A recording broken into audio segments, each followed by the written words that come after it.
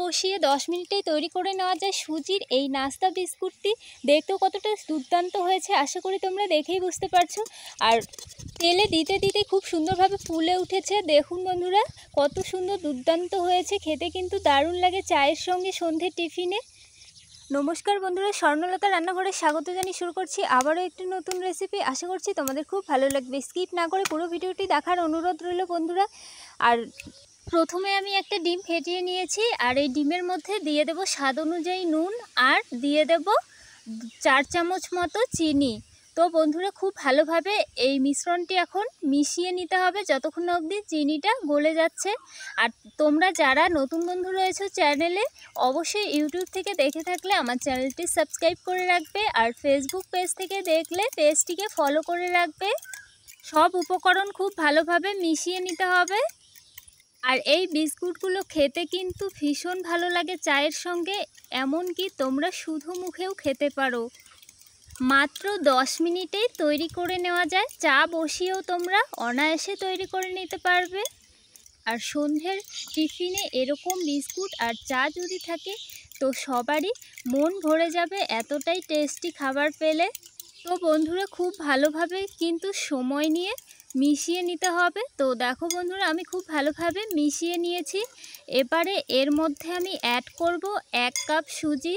তো আমি এক হাতে সুজিটা ঢেলে নেব, আর একটা চামচের সাহায্যে এভাবে নাড়াচাড়া করব।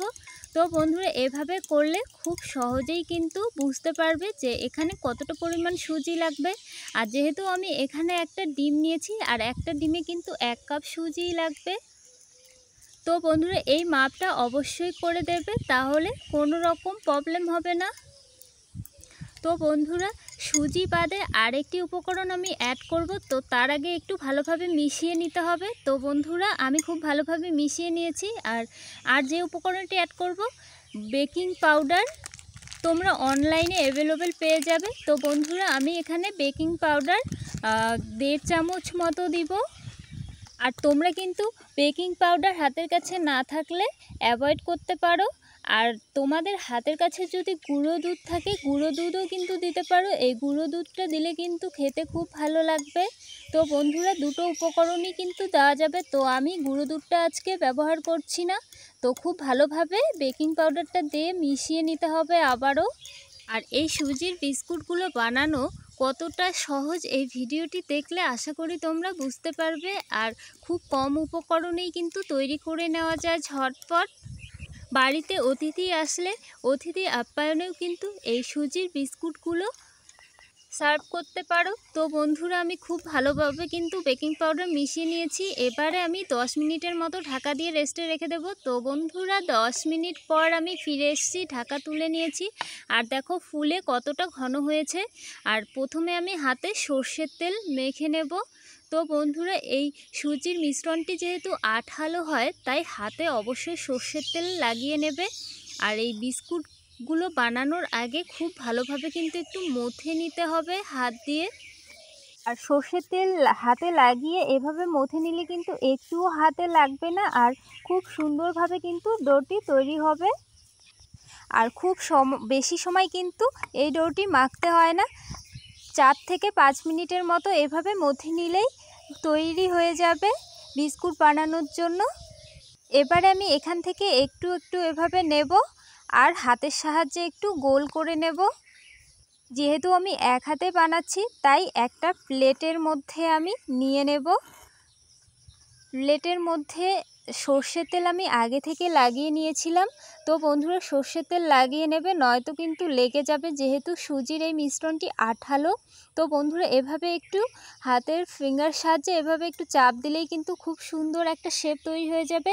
আর আরও দেখতে ভালো লাগার জন্য আমি একটা কাঁটা চামচের সাহায্যে এভাবে একটু ফুটো ছিদ্রযুক্ত করে দিচ্ছি, দেখতে কিন্তু খুবই সুন্দর লাগবে।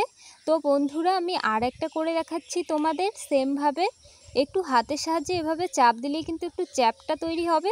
আর এই চ্যাপটা করে বিস্কুটগুলো তৈরি করলে ভীষণ ভালো লাগে দেখতেও, আর ফ্রাই করতেও কিন্তু খুব ভালো হবে। আর ভেতরেও কিন্তু খুব সুন্দরভাবে ফ্রাই হবে। তো কাঁটা চামচের সাহায্যে আমি এভাবে ছিদ্রযুক্ত করে নিয়েছি। তো বন্ধুরা, আমি সেমভাবে সবগুলো বানিয়ে নিয়েছি। আর এই থালাতে আমি ছিদ্রযুক্ত করে নিয়েছি সবগুলো বিস্কুট, আর অপর একটি থালাতে আমি ছিদ্রযুক্ত ছাড়া কয়েকটা করেছি। তো আমি দুরকমভাবেই করছি। তো উনুনে একটা কড়া বসিয়ে আমি সর্ষের তেল দিয়ে দেব, আর সর্ষের তেল কিন্তু খুব ভালোভাবে গরম হয়ে এলে তারপর এই বিস্কুটগুলো আমি তেলের মধ্যে দিয়ে দেব। আর এই বিস্কুটগুলো কিন্তু কয়েক সেকেন্ডের মধ্যেই ফ্রাই করা হয়ে যায়। আর আঁচ কিন্তু মিডিয়াম টু লোয়ে রাখতে হবে বন্ধুরা, নয়তো এই সুজির বিস্কুটগুলো কিন্তু ভেতর অবধি ফ্রাই হবে না। তো এটা মাথায় রাখতে হবে। আর তেলগুলো একটু এভাবে নাড়াচাড়া করে নিতে হবে, এতে করে বিস্কুটগুলো খুব সুন্দর ফুলে উঠবে। কাঁটা চামচের সাহায্যে ছিদ্র করে নিয়েছি, তারপরেও দেখুন বন্ধুরা কত সুন্দর বিস্কুটগুলো ফুলে উঠেছে।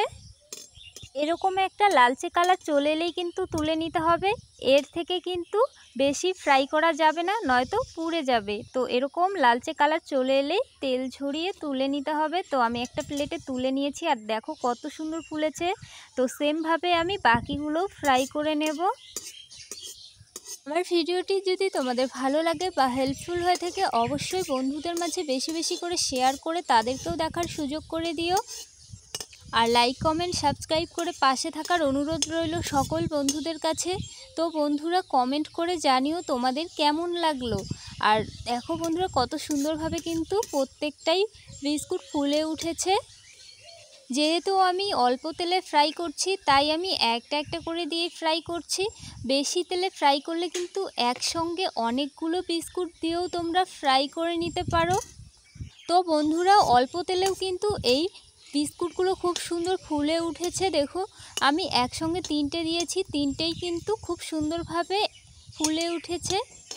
সুজির এই বিস্কুটগুলো কিন্তু অল্প তেলেও ফ্রাই করা যায়। তো তোমরা তোমাদের পছন্দ অনুযায়ী ফ্রাই করে নেবে, কম তেলে বা বেশি তেলে পছন্দ মতো। তো বন্ধুরা আমি সবগুলো বিস্কুট ফ্রাই করে নিয়েছি, আর দেখো কত সুন্দর ফুলেছে সবগুলোই।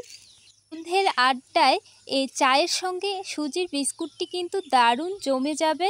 তো বন্ধুরা ভিডিওটি আজকে এখানেই শেষ করছি, আবারও দেখা হবে নেক্সট পর্বে। ততক্ষণে ভালো থেকো, সুস্থ থেকো। আর তোমাদের একটা ভেঙে দেখাচ্ছি, ভেতরটাও কত সুন্দর হয়েছে। আশা করি তোমাদের ভিডিওটি ভালো লেগেছে। তো তোমরা অবশ্যই ট্রাই করবে, আমার অনুরোধ রইল।